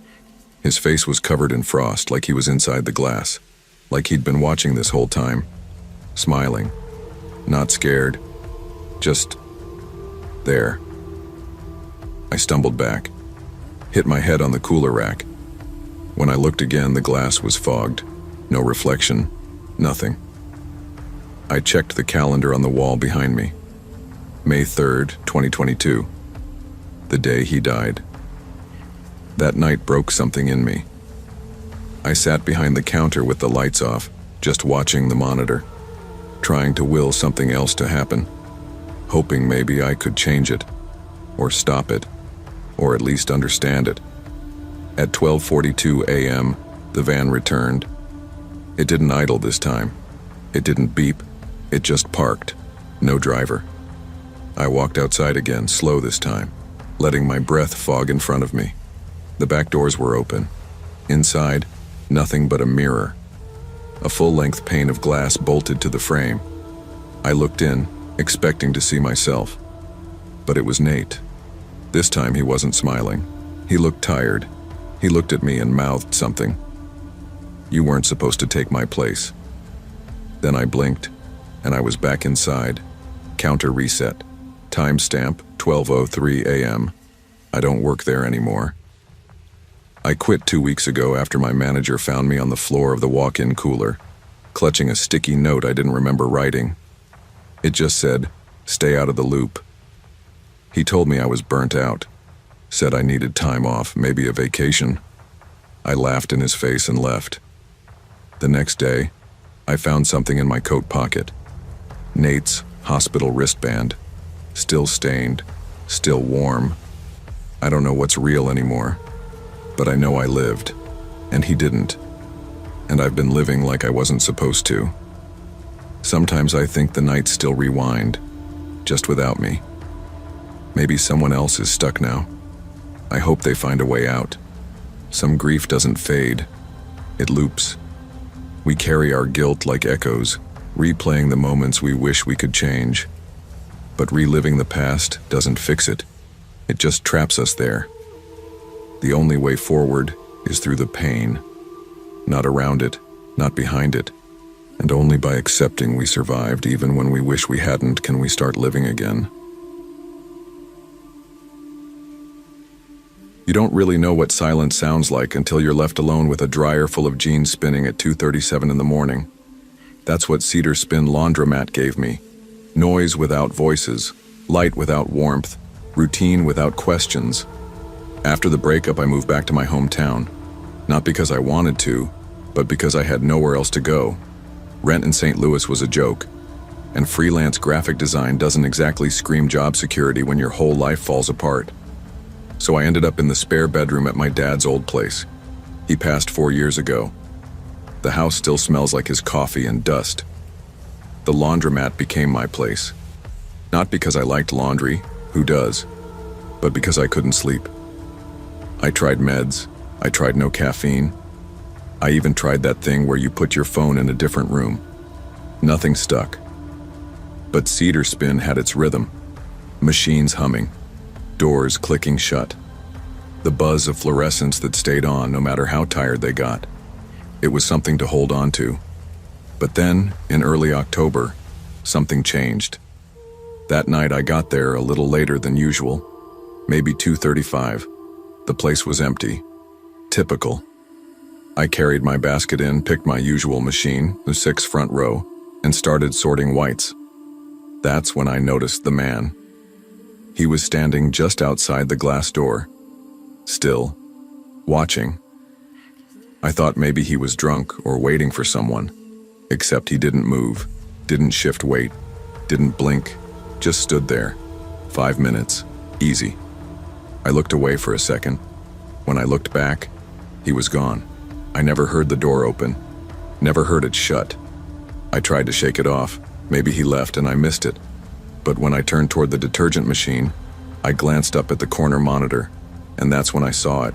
I was already inside. Same red hoodie, same black leggings, same green phone case propped on the table beside me. On screen, I was sitting in folding chair number 3. I watched myself look up and, God, I was staring back. I turned around. The chair was empty. The screen still showed me sitting there. I left my basket behind and walked out into the cool October air, my breath visible, my heart sprinting. I told myself I was tired. Maybe I saw an old recording. Maybe the monitor glitched. But deep down, I didn't believe that, because she looked right at me. I didn't go back for a few days. Did my laundry at home in the old sink and tried to forget the whole thing. I was good at convincing myself something didn't happen. It's practically a survival skill at this point. But insomnia doesn't care how badly you want to forget. After 3 nights of pacing the living room at 4 a.m., I caved. Back to Cedar Spin. Same hum, same light, same sense of detachment, and again, same glitch. This time I entered just after 2:30. I walked toward the far aisle, planning to use a different machine, to keep things fresh. I glanced up at the monitor. There I was. Corner camera number 4, high and angled, caught me in real time, or what I thought was real time. But I wasn't just walking. I was already loading machine number 9. I paused, staring. The version of me on screen reached into her basket and grabbed the next pair of jeans. I looked down. I was still holding that pair. I hadn't moved yet. I stood frozen. Then the screen me looked up, again, and met my eyes, just a second too early. I dropped the clothes and walked straight back to the car. Didn't even shut the machine lid. I called Cody, my best friend since 7th grade. He answered half asleep, voice groggy and annoyed. "You already told me this, Rach," he mumbled. "What?" "This laundromat thing. The double. The weird footage. You said it last week." My stomach dropped. "Cody, I didn't." "You did." He hung up before I could press him. My fingers were shaking when I set the phone down, and when I looked in my rearview mirror to back out, there was a sticky note on it. "Stop using my machines." The worst part wasn't that it was happening. The worst part was realizing it wasn't new. I started digging through my texts, emails, voicemails, nothing explicit. But a few nights earlier, I'd sent Cody a blurry photo of the laundromat monitor. No context. Timestamp, 2:44 a.m. I didn't even remember taking it. My anxiety made sleep impossible now. Not that I was sleeping well before, but now even rest felt suspect. I was terrified I'd close my eyes and wake up not knowing if I was the real one. The next morning I went back during daylight. Mrs. Klein was there, gray hair tied up, hands in a crosswords book, old radio humming some song from the 60s. I asked her if anything was wrong with the camera system. She didn't even look up, just said, "You know that's not you, right?" I paused. "Excuse me?" She flipped the page in her puzzle book. "The woman on the monitor, that's not you. She's been here every night this week." I laughed nervously, hoping she'd laugh back. She didn't. "I'm the only one here at night," I said. "No," she said flatly. You're not. I check the tapes every morning. That girl gets here before you." I left without saying another word. The next night I didn't bring laundry. I brought a camera. I set it to record the corner monitor from table number 2, where I could get the clearest angle. I hit record and sat in chair number 3. At exactly 2:37 a.m., the other me appeared on screen, sitting in the same chair, but already seated. She raised her hand, held up 3 fingers. I blinked. 1 minute later, the real me, raised my hand without thinking. 3 fingers, like I was following a script I hadn't read. I was spiraling. I stopped leaving the house after dark. I started talking less. Avoided mirrors. Avoided Cody. Started recording voice memos to myself. "This is real. You are here. This is today's date." I'd play them back in the morning just to reassure myself I hadn't split. One night I drove to the laundromat and didn't go in. I just parked, watched through the glass, waited. At 2:34 a.m. the automatic doors opened. No one stepped through. But inside, a load began spinning in machine number 6. It wasn't me. I went in, slow and shaking, expecting something, anything. It was empty, no baskets, no shoes. Just that one machine running a full load halfway through the cycle. Warm. I reached for the handle to stop it, and my reflection in the glass didn't move. It stared at me. Same eyes, same scar on the right cheek. But it didn't follow. Then, slowly, its head tilted, just a beat behind mine. That's when I realized it wasn't copying me. I was copying it. I don't go back to Cedar Spin anymore. I left town 3 days after that last night. Packed my laptop, canceled my freelance contracts, turned off my phone. I rented a cabin outside Hannibal. No security cameras, no mirrors. I tell myself I'm safe here, but I still cover the bathroom mirror with a towel, just in case. I've started dreaming about her. The other me. The one who never left. The one who always got there first. And in the dream, she's folding laundry that isn't mine. Sometimes I think about that sticky note. Stop using my machines. But here's the thing. What if I was the one who stole her place? What if I was the version that wasn't supposed to stay? What if I'm already inside? When your mind is stretched thin, reality can ripple. And in those cracks, the things we bury try to come back. Not all doubles are haunting us. Sometimes they're trying to take back what we borrowed without knowing. Know yourself. Anchor yourself. Because if you don't, something else will. I've driven over 1,000,000 miles, but nothing rattles me like the half-rest stop at Pine Valley Fuel on Route 219, West Virginia. It's the halfway mark between my ex-wife's place in Ohio and the empty room that's become home. I pull in around midnight most nights, stagger into the bathroom, wash my hands, and grab a coffee before I roll on. The lights are always bright, the sinks clean, custodial staff gone by evening, perfectly predictable. Except that night in March at exactly 11:58 p.m. something felt wrong. When I shut the stall door, the lights went full black for a second, then flipped to a dim reddish glow above the mirror. Backup lighting. I've seen flickers before. It's an old place, but this was different. Lower, more ominous. Then came the sound. Scrape. Scrape. Not regular footsteps, more like something heavy dragged across tile. I froze, heart banging, eyes fixed on the gap beneath the door. The flickering light threw my reflection off the wall like a horror show. Then, they locked it again. Not my voice. Barely more than a whisper, but distinct. From the adjacent stall. I leaned over, careful not to make too much noise. Excuse me? No answer. Then, they lock it after midnight. You shouldn't have come in.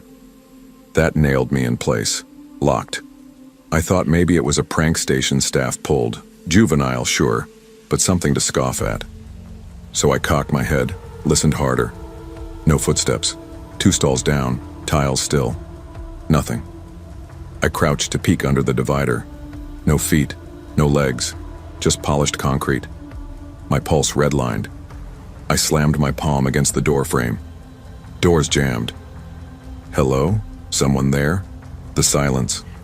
From the hallway, the muted hum of the gas station radio, static slathered country music. The station never played that late, but tonight it did. Then I saw it, a carving on the wood panel behind the toilet, letters jagged and deep. You can scream. The night staff doesn't check anymore. It was fresh, still dark from whatever ink or burns carved it. Cold sweat burst down my neck. My phone's flashlight blinked on, but the camera wouldn't start. I fumbled, opened voice memo, started talking. Travis Heller, March 18th, Pine Valley fuel stop off Route 219. The app saved it under a new recording labeled with a date from 6 days ago. March 12th. My voice startled me. I hadn't made that earlier. I hit record again, same thing. Each attempt backed me deeper into panic. I kicked the stall door, tried the vent above, nothing. But then, soft from the other stall, Travis. Simple, unmistakable. My breath betrayed me. I hadn't said my own name. I fumbled, searched redial on 911, voice shaking, phone connected. Then I heard it. My echo, my voice at a calmer pitch. Excuse me, it said. They lock it after midnight. It repeated my conversation from earlier, over and over, chopped, warped, wrong. The knob gave. Door swung open into blankness. The reddened lights had gone, replaced by sickly yellow overhead bulbs. When I stumbled out, heart pounding, the station looked older, as if the past decade peeled off in a single flash. Paint was flat, cracked. Coffee machine behind the counter missing. Even the soda cooler gone. I looked up at the cashier, a woman with silver hair, pale eyes, humming under her breath. Men's room's broken, she said without looking. No warmth. What? I croaked. Out of order all week, she replied, voice distant. Don't worry about it. I backed outside, slammed into my truck and floored the engine. Morning light meant nothing. I drove past mile markers like they didn't exist, just to escape the nightmare. One thing kept nagging. I couldn't shake back. The glimpse into another version of the bathroom. Everything felt different. At sunrise, I turned around and headed back. What if it was a severe stress glitch? Maybe my head had fractured from constant road miles and panic episodes. I parked in the lot, stepped inside. Everything looked normal. Bright lights, sparkling sinks, fresh paint. The cashier was middle-aged, chipper, soda machine humming. The place felt newer. I paused in front of the restrooms, felt my pulse in my throat. My mouth went dry. I approached the door, hand hovering. Suddenly the door read, "Do not use after midnight. Door locks automatically." Below it, a smaller sign. Last incident, Travis Heller, March 2021. March 2021. That's a year ago. I stumbled back, stared dumbfounded. My mind reeled. I didn't remember telling anyone my name, but somehow I'd made it into station policy. Maybe I was nuts, but policy documents aren't jokes. The cashier noticed me staring. "Someone pulled a prank," she said, not unkindly. Never mind. I backed out, stomach dropping, feet shaking. I drove off again, slower this time, replaying everything. The sign didn't say 2022. It said 2021, a full year ago. Did I somehow cause an incident a year earlier? I don't remember a year ago. I was driving plenty then. But that kind of memory, imprisoned by the station sign, felt like rust eating bone. Days crawled by. My panic attacks stopped being occasional. They became daily, I couldn't drive long distances. The next night, I pulled over in Somersville instead, 3 hours away just to feel safe. But my phone buzzed. My voice memo app had a new recording. It was me, speaking, calm. They lock it after midnight. My voice, timestamp, a year ago, 2021, exact time, 11:58 p.m. That changed everything. My blood went cold. I listened over and over. It was definitely me. Not tired voice, not road voice, my normal tone, unaffected. But I don't remember ever stopping at Pine Valley in March 2021. Not that I recall. I just can't place it. I reached out to a local friend in Elkins. He's a volunteer firefighter. I asked him to swing by the station and look at the sign. A couple of hours later, he texted me. Sign still says Travis Heller, Mar 2021. Men's room locked after midnight. No record of another incident. End message. That couldn't be a joke. Nobody calls a random trucker by name on policy signs for a prank. Every long-haul run since then, my seatbelt cuts into me like a noose. I keep my phone on speaker with GPS tracking so someone, anyone, can locate me if I don't check in. I crackers, but I'm done. Last week, I slept in an alien motel in Kentucky off I-75. It cost $40, but at least the walls didn't bleed panic. I thought maybe distance would numb the recall. But no. I still wake up at 11:58 p.m., sweat fogging my eyes, something scratching across tiles, someone whispering my name.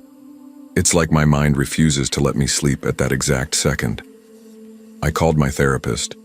She reminded me of my divorce, my suppressed panic, long hours, familial guilt. Maybe it was a traumatic hallucination, PTSD, reset memory glitch. This she accepts. But when I brought up the station sign, that weird recording date, the restroom policy, her voice clipped. There's more going on, she said softly. Stay away. I can't diagnose on station haunting, but you need to stay away. I tried, but it's worse now. Every time I shut my eyes, I see that red light flicker in my mind. I can almost taste the stale bathroom air, hear the whisper in my head. They lock it after midnight. What haunts me isn't ghosts. It's doubt. Did I do something? Was I someone? Did I experience something so real I altered the place? Or myself? Did I ever leave? I haven't returned. I've traded long-haul drives for regional jobs, daytime runs, no bathroom stops after dark. My panic's less frequent, but the memory still smolders. At night, I sit in my apartment off Wheeling WV, staring at the wall clock. I stop breathing at 11:58 p.m. every time. I've been trying to piece things together, dates, records, dispatch logs.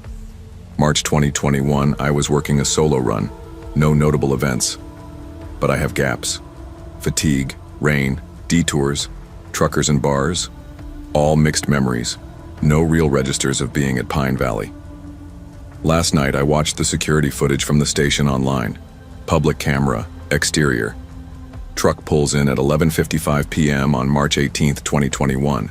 Door opens, lights flicker, then blank for 4 minutes. Then the driver steps out alone, runs to bathroom, re-emerges and speeds off. That could be me, but I never stopped. At least, I didn't think I did. I don't know if I'm haunted. I don't know if I locked the door behind someone else. I don't know if I was the victim or the victimizer. All I know is that place changed me. We carry shadows from moments we don't fully remember, and sometimes our own memory becomes the monster. Trauma doesn't always mark itself with blood or screams. Often it hides in gaps, flickers in a memory, policy signs we forgot we inspired. The hardest part isn't surviving the experience. It's forgiving ourselves for what we did, what we might have been when we weren't looking. And sometimes staying away isn't surrender, it's survival. You don't really notice the passage of time until you're packing up a life you thought would last forever. That's what brought me to Iron Gate Self-Storage outside Rapid City. After my divorce was finalized in May, I started boxing up everything that still had some value. Mostly furniture, dusty wedding gifts, vinyl records I never liked but couldn't throw out. My old house echoed after I emptied the rooms. Felt more like a museum than a home. I didn't know where I was headed next, so the storage unit was my pause button. Iron Gate was quiet, clean, tucked along a frontage road with wheat fields on one side and a used RV lot on the other. I liked that no one was ever really there. I could pull up to my unit, punch in my code, and spend an hour sorting my past without anyone asking how I was doing. That first week, I noticed the unit directly across from mine, number 41, was always a little open. Not a wide swing, just cracked, like someone had been there and forgot to close it or maybe didn't want it completely shut. No big deal. I figured someone was coming and going just like me. But it started changing. The door wasn't always cracked the same way. One evening it was open enough for me to see plastic sheeting inside, hung like a cheap shower curtain. A few days later, the door was almost shut again, then back open, then all the way. Always that same freezer in the middle, an old thing with chipped white paint, the kind you'd find in a 1970s garage, and always plugged in. That's what really started bugging me. There weren't any outlets in these units. I knew because I'd tried to charge my phone once during a long day of sorting and realized I had to sit in the car with the ignition on. So how the hell was a freezer plugged in? The next time I came in, I stopped by the small front office. A woman in a pink fleece vest and horn-rimmed glasses sat behind a plexiglass divider. I asked about Unit 41. "Probably corporate overflow," she said, not even glancing at the screen in front of her. "Then how's it powered?" She looked up. "What do you mean?" "The freezer inside. It's humming. Cold. Lights on." She paused, eyes narrowing. "Code. There aren't any working outlets in those units. That's against fire." I just stared at her. She stared back. Then she smiled, one of those flat, end the conversation smiles, and said, "I'm sure it's nothing. Sometimes folks hook up their own batteries. Just make sure your gate code stays current."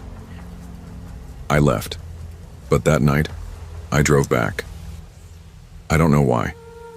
Curiosity, maybe. Or maybe I just didn't want to sit alone in my new apartment with all its freshly painted beige walls and the smell of someone else's past. I had forgotten a sanding tool, or maybe I just told myself that. The parking lot was empty, crickets humming, and then I heard it. A children's song, slow, warped. "The more we get together, together, together," coming from inside Unit 41. My keys were already in my hand when I heard the whisper, "You forgot something." I turned so fast I nearly dropped them. No one was behind me. I looked across the lot, toward the gate, deserted, still dusk, that soft blue fading into night. Then I saw it, in my own unit, propped against the cinder block wall where I'd been storing crates of books and broken chairs. A wooden rocking horse. It hadn't been there earlier, I swear on my life. Its paint was chipped, the mane mostly worn off. I walked slowly toward it, something in my chest tightening. I hadn't seen that horse in nearly 30 years. My foster home. 1996. I was 6. Delaney's room, 1996. Scratched into the base. I ran my hand over it. The horse had been confiscated after something happened, something I never talked about. CPS said it was unsanitary, dangerous. But I remembered it clearly. That rocking horse was the only thing in that house that ever felt like mine. I remember clutching its handle when I couldn't sleep. I remember the way it used to creak like it was sighing. And now here it was, in my storage unit. I backed out slowly, never taking my eyes off it. My heart was hammering so loud it filled my ears. I locked my unit, got in my car, and drove straight to the gate. It didn't open. The keypad lit up, beeped like it always did, but the gate stayed closed. I tried again, and again. I even called the office number listed on the wall. No answer, not even voicemail. And then my phone buzzed. Unknown number. The message read, "I kept it safe for you. Come back." My breath caught. My fingers trembled. I didn't answer. I threw the car into reverse and floored it, skidding backward and waiting until, by sheer luck, another vehicle approached and their code triggered the gate. I tailgated them through just in time, scraping my side mirror against the post. I didn't sleep that night, didn't unpack, didn't breathe right. I just kept thinking about that whisper. You forgot something. 2 days passed before I dared look up Iron Gate's website. I didn't want to see it, but I had to. I needed to know. I clicked through their site, found the map of units. 40. Exactly 40. Mine was Unit 17, directly across from a concrete wall. No mention of a Unit 41, no placeholder, no blank spot. I zoomed in. I cross-checked satellite view. There was a strip of shadow along the far edge of the property where my unit faced, but no doorway. No structure marked, just asphalt and wall. I called the office again. This time someone answered. A man. Deep voice. Polite. Generic. "There's no Unit 41, he said after I asked. "Are you sure you're not mistaken?" "No," I snapped. "It's across from mine. It's got a freezer in it." He hesitated. "From you." "Ma'am, you're Unit 17. 17 faces the back wall. There's no unit across. I've been looking at it for weeks." More silence. Then he said something that made me go cold. "I've worked here 7 years. There's no such unit, not even an old one." I hung up. I should have let it go, should have moved on. But instead, 1 week later, I drove back. I didn't get out. I just pulled up to the gate and parked across the road. Through the chain-link fence, beyond the rows of identical beige doors, I saw it. A metal door, wide, unmarked. Unit 41, slightly open. I started dreaming about it. Not just Unit 41, but the horse, the song, the freezer. Dreams where I was a child again, standing barefoot in that cold foster home, watching the walls pulse like lungs. Sometimes I'd hear my name whispered from behind closet doors. Sometimes I'd hear footsteps in the attic. Footsteps no one else ever heard. Memories I'd pushed so far down, they'd become stories I told myself weren't real. But now, I was sure of one thing. Something was stored in Unit 41 that didn't belong in this world. Something waiting. I talked to a friend in town, a contractor who once worked on Iron Gate years ago. He told me something odd. During construction, the blueprints had been altered. There was a wall that didn't make sense, a segment longer on the inside than the outside. They joked it was dead space, the kind of thing that happens when a building gets rezoned halfway through. I asked him, could someone hide a unit there? Like a whole room? He laughed. Sure. But why? I didn't answer. The next day I went to the county clerk's office. I asked for zoning records for Iron Gate self-storage. The clerk typed for a while, frowned. That facility only filed permits for 40 enclosed units. I pointed at the address on the screen. Can I see the plans? She slid them over. Sure enough, units 1 through 40. No mention of 41. And yet, on the original architect's sketch, faint pencil marks showed a rectangular space opposite Unit 17. A scratched out number, faded. Maybe a 4, maybe a 1. I didn't sleep that night either. I knew I had to go back. One last time. I waited until early evening. I parked across the road, walked through the broken section of fence I'd spotted days earlier. No cameras facing this way, no one around. I crossed the lot, past my old unit, heart pounding. I could already hear it, the freezer humming, the faintest echo of that children's song.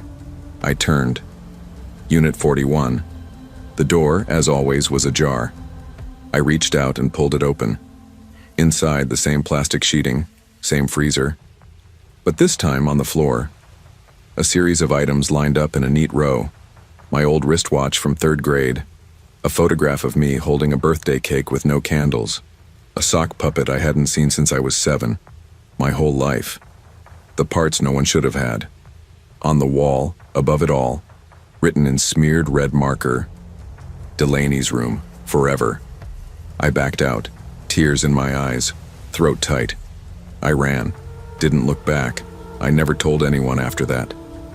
I left South Dakota, moved closer to my sister, gave up antique work. I just couldn't be around the past anymore. But every once in a while, I'll be driving past some forgotten storage lot or abandoned facility and I'll glance over. And I swear I'll see it. Unit 41. Slightly open. Some places are built to hold forgotten things. Broken furniture, dusty memories, old regrets. But not all memories want to stay forgotten. And not all doors should be opened. Some storage units don't hold your past. They hold you. I moved back home after dropping out of college, thinking I'd reclaim some part of who I was. Instead, I ended up at Ridge Hill Market. Night shift, no student loans, no direction. My days blurred into aisles of Cheerios and dented tomatoes. But I liked the quiet nights. After my high school reunion in spring, I realized I didn't want to be the same girl I was in Flagstaff. So here I was, 22, wiping down the second register, humming old Billy Joel tunes while the hum of the fridges drowned out my doubts. Tom, the manager, usually left by 8. That gave me time alone with the empty store. The security guard, Carlos, parked outside, scrolling through his phone. I never saw him get out. Nights were routine. 2 or 3 regulars, scanned groceries, small talk, bags at 9:25 p.m., then back to cleaning, stocking, and counting down the hours. Not glamorous, but steady. I started at 5 p.m. that evening. Humming, cleaning, greeting the occasional customer. The lights buzzed overhead. The freezers hummed behind glass. Nothing out of place. I was halfway through a mop cycle when the bell above the door tingled. I stopped mid-swipe and looked across the store. A man in a tan jacket and ball cap walked in. No basket, no cart, nothing. He didn't browse. He headed straight for register 2, where I was wiping the counter. He stopped 6 feet away and waited. I forced a smile. "Evening," I said. "Need help finding?" No response. He didn't even glance my way.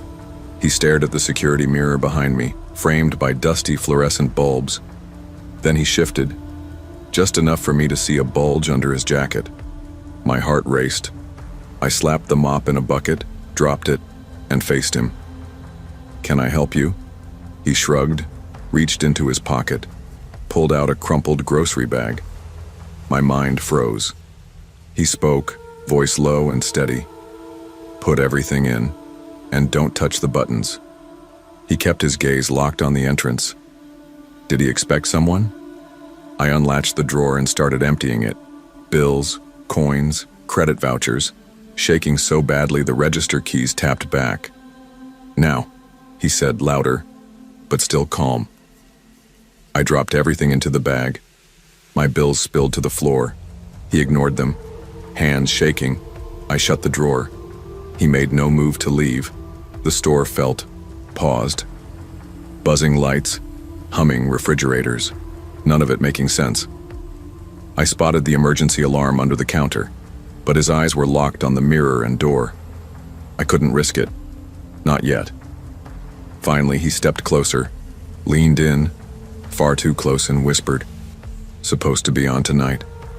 You're lucky. You weren't." Then he walked out, empty-handed, slow. The bell tinkled. He didn't look back. I didn't breathe until it faded. I was shaking when Carlos climbed into the store. He hadn't gotten out of the car to confront the man. He just saw him leave. Register ran out of paper. I managed. Weird. My hands wouldn't stop trembling. I dusted the counter like it would fix everything. I wiped my hands in front of me. "I'll close up early, aren't I?" told Carlos. He glanced at me, suspicious, but said nothing. He left with a pat on my shoulder, then drove off. I wanted to call someone, my dad, my best friend Gwen, but I didn't know what to say. I ducked into the back office, stared at the receipt tapes, took a shot at dialing the local police, The dispatcher listened to me about 10 seconds. "No, ma'am. Nothing suspicious here. Just 2 registers. Did you call your manager?" "All." Tom was nowhere to be found. I called his cell. No answer. Called again. Straight to voicemail. Later I learned he was out of town. Who knows where? I left the store feeling hollow, not scared, just alone, like part of me was missing. 2 nights later, I woke to a call from Danny, my coworker who worked days. She was crying. "I saw him," she whispered, "by the dumpster at my apartment complex tonight, voice shaky, watching me." She paused. "He was wearing a Ridge Hill name tag." She choked. Tom's name. I couldn't sit still. My blood felt colder. I didn't sleep. I replayed that line over and over. "You weren't supposed to be on tonight." He knew it wasn't her shift. He knew my schedule better than I did. I drove to her apartment the next morning. The dumpster area was empty. Streetlights washed out broken beer bottles, not a trace. But Danny swore. When I called Tom again, his voicemail said he'd be back in a few days. I didn't buy it. I stayed late every night after that. Rinsed bleach under the register, wore gloves, pretended not to notice every knock on the door, even the gusty ones real customers made. The store had cameras, but the guard never filmed anything. Nothing would show up. Nobody together except me. My shift picked up tension. I watched the security mirror like a cat. I memorized the angle, 160 degrees of cold ceiling and aisles. I thought maybe he'd try again. One evening around 8:45, I heard a jar rattle in aisle 3. I turned, looked over. Nobody. The rattler noise disappeared. My chest tightened. I checked the mirror. I was alone. At 9:10, the man walked in again. Still in a tan jacket, ball cap low. He didn't go shopping. He went to register 2. I pulled the security mic behind the counter. It didn't work. Somebody cut the line. Not cut, disabled. Doctors did a remote patch. That meant permission was given. He spoke softly. "Empty it." My heart hammered. I pressed a silent alarm button. Nothing. No beep, no click, no CCTV feed. I slid cash into a bag. "Watch it rustle." He finished and turned. "See?" he said softly. "Nothing happens." I swallowed. He leaned in, holding up a plastic badge. Tom's name, Ridge Hill Market. He said nobody else would be at register 2. "He said you'd be here." I retracted my eyes. He pressed the badge toward me. "He's watching." He dropped the badge and walked out. I closed the store in a daze. Called Gwen. She said I sounded broken, but she drove 20 minutes to visit. We sat on my porch and talked for hours. Finally, I admitted I didn't trust Tom. He scheduled me under pressure from who? Corporate? A client? Danny went public on social media, said she'd seen the man. Someone commented they saw him at her workplace too, wearing Tom's badge. I messaged Tom, "Is this about a robbery you're planning?" No reply. Instead, he texted, "Stay home tonight." I didn't. I took my shotgun lock, hid it under the counter. Didn't expect much, but I didn't care. That night I stayed at register 1. When the bell rang at 9:30, I was ready. It was him again. Same clothes, same calm. But I hit the button above the counter, the silent alarm. Nothing. He walked across, sneered. He didn't warn you. Reached inside, pulled Tom's badge again. "Are you Tom?" I asked. He smirked, pointed at the badge. "I am tonight." He stepped back. Another customer arrived, a jogger, sweaty and out of breath, completely oblivious. The man vanished into aisle 4. By the time the jogger left, he was gone. No register 2, no camera, no police. Gwen arrived while I was staring at the badge. She held me. We checked store footage together the next morning. Nobody but me and a jogger. The second register was dark. The mic was dead. Nobody accessed it. Tom came back Tuesday. He strode in, beige slacks, pressed shirt. He glanced at me. I held up the badge. "You know who this is, don't you?" He didn't answer. He just walked to office. I followed. He shut the door and locked it. I let it sit 50 seconds, then knocked. He opened. He looked at me, tired, then said, "Yeah, it's me." Then he named himself as someone I never knew, someone who'd waited for the store to clear, used the schedule to target me, and twisted my manager's name and credentials so I'd comply. He'd monitored my lane remotely, cut mic and cameras. He'd planned it all. Tom confessed he'd done same to previous cashiers, got promoted, then burned them out. He apologized, said he'd been arrested last night by police outside his apartment when an officer stopped him pacing in his Ridge Hill uniform at 2 a.m. He said he'd turned off his phone. We never reported everything. The official story was robbery and remote security tampering. Tom was fired. He disappeared. I quit that night. Sometimes the person you trust most holds the key to your worst nightmare. Pay attention. Systems fail, and when they do, your instincts won't. When the alarm doesn't sound, trust your voice. No, sorry, just trust yourself before anyone else does.